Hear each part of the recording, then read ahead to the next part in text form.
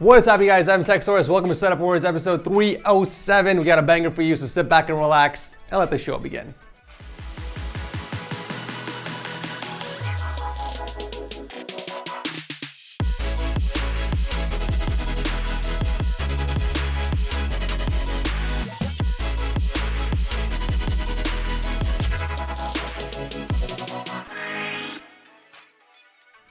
Is your PC stuck on DDR4? Well, if that's the case, you're losing out on extra performance. That's because DDR5 provides up to 87% more bandwidth than DDR4. This means more FPS in games, shorter load times, data transfers, downloads, and improved refresh rates. Crucial DDR5 desktop memory ditches the flashy RGB heat spreaders in exchange for optimization and efficiency. If you're someone who values performance over aesthetics while saving money at the same time, then these memory sticks are for you. They're basically engineered to work right out of the box in your gaming PC or workstation. No overclocking required. To learn more, click the link below. Kicking off the episode is a familiar face. BEKRAH, who was featured a few times before on the show, is back again to show off his awesome updated couch gaming setup. He's a designer from America that took 3 years to get the setup to this point for gaming and watching content. I think one of the first things that caught my attention was the home decor. It felt like this guy lives in a museum. The random statues, the furniture, the paintings on the wall, and the flooring that just brings everything together. It's got an artsy, contemporary vibe to it, and I'm digging it. The centerpiece of it all is still the 65-inch LG OLED TV that is hooked up to his custom PC, which we will get to later. If you're going to be building a dedicated couch gaming setup, you got to make sure you're investing in a comfortable chair because you're going to be sitting on it for many hours out of the day. I'm just really happy that he didn't settle and go with those generic gaming chairs, and he picked up a Seatcraft Apex instead. I mean, this thing is loaded with features, like a powered headrest, lumbar support, and it even reclines. I was actually curious to see how much these things run for, so I looked it up, and it's not as expensive as I thought. A setup 2 goes for $1,200. But BEKRAH did add something new to it. He installed a transducer inside the couch, and I actually had no clue what that was, so I googled it, and turns out it's a haptic hardware that provides accurate feedback from any game. So basically you can feel elements of the game like shaking or rumbling, which enhances the immersion. When he's not kicking back watching content, he's in gaming mode with the Couchmaster lapboard and a full arsenal. Starting from the left, we have an Azeron gaming keypad, an Everest Max keyboard, and a Roccat Leader mouse.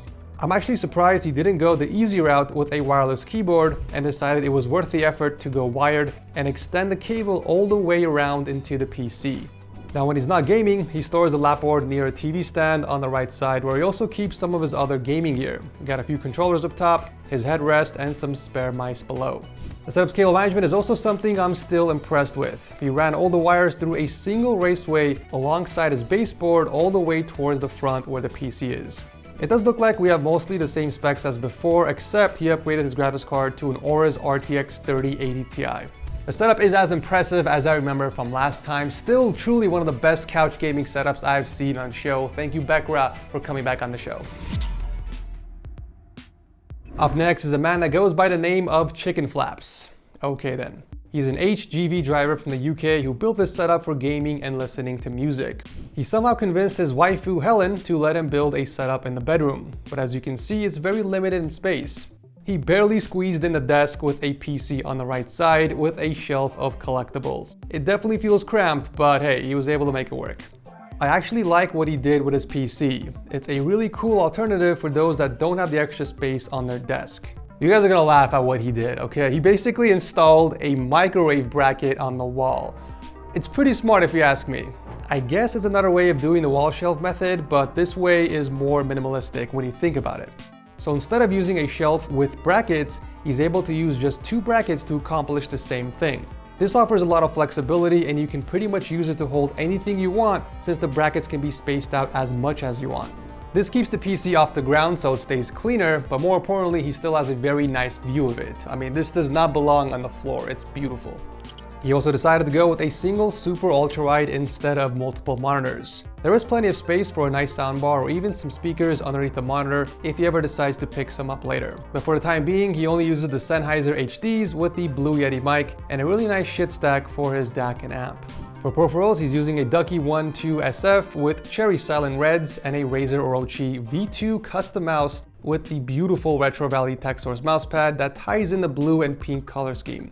I do have to admit the random nightstand on the left kind of ruins the color scheme, not to mention it blocks off the shelves behind it and clutters the setup, but sometimes you have no choice when it comes to certain things, so I understand. I would maybe consider skinning it depending on how much patience you have or how dedicated you are to the color scheme, but I don't think it's a major issue, to be honest. Cables, on the other hand, are managed very well. It is a sit and stand desk after all, so there needs to be some cable slack on one side. I also love that he used a single cable raceway to keep the path of the keyboard cable across the desk. You can definitely tell he put some thought into this. Given the space constraints, I think he put together a pretty badass setup. Thank you, ChickenFlaps, for sharing this with us. Also, why ChickenFlaps? Coming in at number 3 is a more minimalistic setup by David from Australia. He is in the military after all, so I expect a very clean and organized setup, and this did not disappoint, but I do have some questions. Let's start with the monitor layout. We got a 38-inch ultrawide in the middle with 22 inches on the sides in vertical mode. I also noticed that he flipped the outer monitors so the thicker bezel is on the outside. Regardless if it makes a huge difference with David's setup, since all the bezels are technically the same size. Another reason why I like putting the Chen on the outside is to have easy access to the menu buttons underneath, as well as easy access to the cables in case you need to swap something out. I do like this layout a lot, but the speakers in the back are getting punished, unfortunately, since the desk isn't wide enough. They are not completely being blocked off, but it is definitely affecting the sound quality. If it bothers you a lot and you want to do something about them, you can always put the speakers on floor stands and kind of have them on the outside of the desk. This way you get the full experience without blocking them off. I like how even the keyboard and mouse fits the minimal theme. We got a low profile Logitech keyboard that he held onto for more than 10 years and a Logitech MX Anywhere 3 mouse. I know you put in the notes that you're building up the courage to drill through your desk for the keyboard cable. I honestly wouldn't do it. I wouldn't ruin the nice looking desk just for a single keyboard cable. As expected, the cable management is done very well. We do have a rack up top holding up most of the cables and a cable box tucked behind the PC that hides the bulkier items like the power bricks. I don't know how you manage to keep your carpet so damn clean under your desk, but it's nice to see that you have a custom stand just for the PC. We got some nice specs in here as well with an 11900KF and a Gigabyte RTX 3060. Personally, I would have ran the PCI cables underneath the GPU and picked up some cheap cable extensions from Amazon to improve the overall look of your PC. You know, it's very nice to see a setup once in a while that isn't too heavy on the RGB. The setup still has lighting, but it's not overdone and it's nicely balanced. Thank you, David, for sharing this with us. Coming in at number 4 is James and his epic battle station. What's so impressive about this setup already is the fact that it was able to squeeze in not 1 or 2, but 3 gaming PCs and a laptop in such a small space in his bedroom. And if you're still not impressed, he has 2 additional PCs tucked away in his closet somewhere, which sadly I don't have any pictures of, but we got a 60 terabyte unraid NAS and a virtual machine / Plex server. So this man has a total of 5 systems in this room. Can you imagine the amount of heat this corner of the room produces on any given day? There is so much going on here that we need to break it down, but first let's talk about the purpose of the setup and why James needs all these PCs and monitors. So James is an IT specialist from North Carolina who likes to create content for his YouTube and stream on his spare time. And believe it or not, everything here has a purpose. It took him nearly 2 years to get the setup to this point for gaming, streaming, and working from home. Starting with the desk choice, James picked out a single back and countertop which conveniently fit perfectly between the walls, and he went with the regular Adil's legs instead of an Alex unit so that he can use the extra space underneath for legroom and to store his behemoth of a PC, which we'll get into later. He doesn't really need much support in the middle since all his displays are mounted against the wall, so there isn't any direct weight applied in the center. We do have triple 27-inch 144Hz monitors hooked up against the wall using 3 separate arms, and above that is a 50-inch TV. I'm just very impressed that he was able to keep everything so damn organized and clean behind the monitors. I mean, look at this. There's a super long power strip in the back that allows him to easily plug in all of his devices, and he used a ton of Velcro straps to keep things attached on the wall. But more importantly, the Velcro allows him to easily swap the gear out in case he needs to upgrade something later down the line. Below that, he installed an additional wall shelf to store some of his peripherals, and this also opens up space below that for additional gear like his Go XLR, Stream Deck, and an iPad. Excellent use of space here. For audio, he was able to fit a set of Bose Companion 2 speakers as the primary source, but when he's gaming or streaming, he brings out the Razer Naris and the Audio-Technica microphone that is nicely tucked away in the corner when not being used. With so much gear involved, James wanted to keep things simple with the peripherals by going wireless, mostly because he wants to be able to switch easily between the peripherals that he has on the shelf when he's swapping between PCs. Speaking of which, let's talk about the PCs and what the purpose of each one is, starting with the monster beneath. So this is the main gaming PC that's hooked up to 3 main monitors. This is essentially what powers the setup. It's got a Ryzen 9 5900X with 32 gigs of RAM and the EVGA RTX 3080 FTW3 Ultra. It's water cooled with tons of fans in here, and judging by how clean it is inside, he definitely cleans it often like he says. Having the PC on wheels also helps keep it separated from the carpet too. Moving on up to the streaming PC that sits on the desk. It's got another Ryzen 9 in here, but with an RTX 3070. This one is connected to the monitor that's hooked up to the wall via magnets, which is pretty cool. He basically uses the extra monitor to keep an eye on things like temperatures of his other PCs, his servers, and security feeds around the house. And then finally, we got the portable PC, also known as the Flex PC. It's mostly for show, but when he travels for work, which is about 60 to 80 days out of the year, he takes the PC with him along with its very own peripherals. It doesn't have the best specs in here, but it is used for work after all. Aside from the 3 PCs, he does have a work laptop that he docks on top of the main PC underneath, and 3 different consoles, each sitting on its very own shelf on the left side. I mean, this guy has it all. What's even more impressive is the way he has everything connected together for optimal synergy. For example, all consoles are connected to an automatic HDMI switch that runs to a capture card in the gaming PC. This allows him to use the headphones or speakers with all 3 of his consoles. The capture card from the gaming PC passes through the TV as well, so he can kick back on the sofa and play games.